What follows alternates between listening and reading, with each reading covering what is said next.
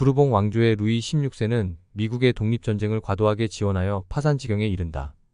20억 리브르의 자금을 전쟁에 쓴 프랑스는 통화량이 25억 리브르인 대비해 부채가 50억 리브르에 달한다.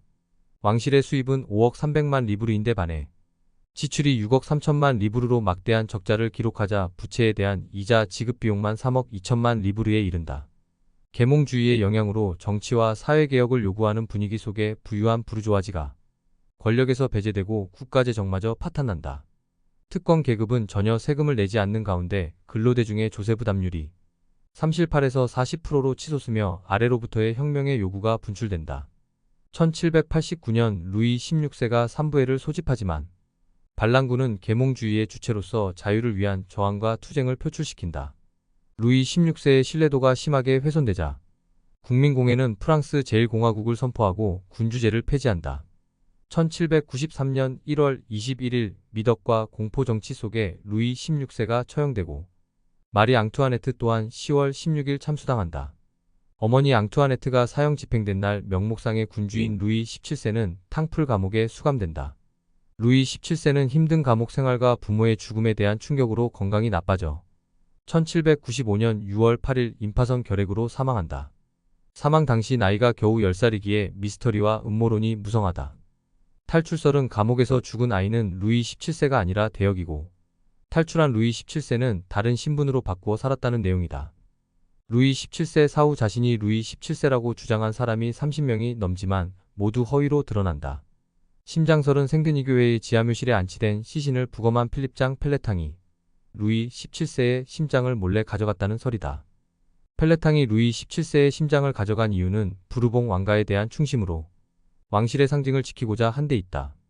프랑스 혁명의 상징적 희생자에 대한 깊은 연민을 역사의 기호적 상징으로 간직하려 한다. 펠레탕이 훔친 심장은 여러 차례 주인이 바뀌며 다양한 장소를 거쳐 19세기 말 프랑스로 돌아와 오를레앙 공작 가문이 손에 닿는다. 2000년 진행된 DNA 검사 결과에 의해 루이 17세의 심장은 마리 앙투아네트와 유전적으로 일치하는 것으로 확인된다. 프랑스는 2004년 루이 17세의 심장을 프랑스 왕실의 묘소인 생드니 대성당으로 옮긴다. 루이 16세와 마리 앙투아네트는 4명의 자녀를 두었는데 루이 17세의 4살 터울인 형 루이 조제프는 건강이 좋지 않아 프랑스 혁명 초기에 병으로 사망한다.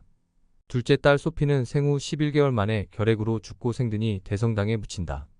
부모와 남동생이 죽은 사실도 모른 채 장녀 마리 테레지는 탕풀에 갇혀 지낸다.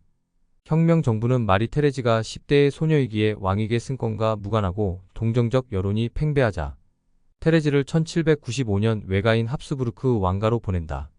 프란츠 2세와 외사촌임에도 테레지의 움직임과 활동은 엄격하게 감시되고 제한된다.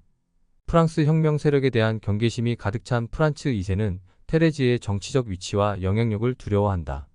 합스부르크 왕가 내에서도 고립되어 자유로운 생활을 누리지 못하자 테레지는 러시아 제국의 일부인 라트비아로 거처를 옮긴다.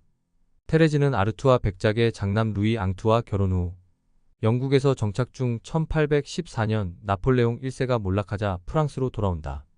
부르봉 왕가는 죽은 루이 16세와 마리 앙투아네트의 시신을 찾아내 1815년 생드니 대성당에 안치시켜 왕실의 위엄을 되찾는다. 1824년 루이 18세에 이어 동생 아르투아 백작이 샤를 10세로 즉위하자 마리 테레지는 왕태자비가 된다.